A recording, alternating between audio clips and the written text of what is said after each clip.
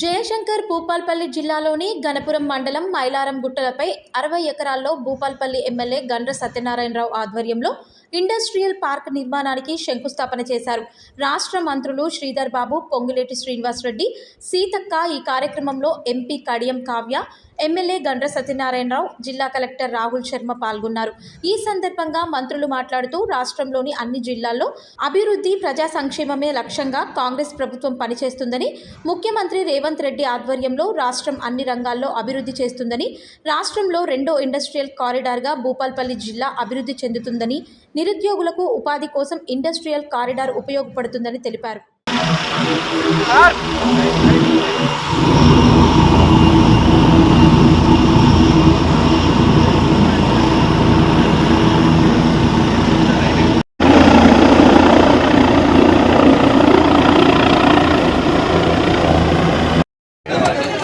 ముందుగా industrial park సంబంధించినటువంటి శంకుస్థాపన కార్యక్రమం ప్రభుత్వం అభివృద్ధి ప్రణాళికలకు ముందుకు సాగుతున్నది.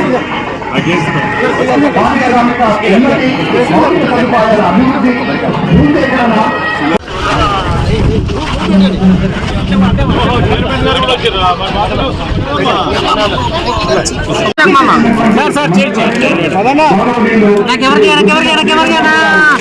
రాష్ట్ర సమాచార సాంకేతిక, ఎలక్ట్రానిక్స్ అండ్ కమ్యూనికేషన్స్, పరిశ్రమలు, వాణిజ్యం మరియు శాసనసభ వ్యవహారాల శాఖ మంత్రులు గారు విచ్చేశారు.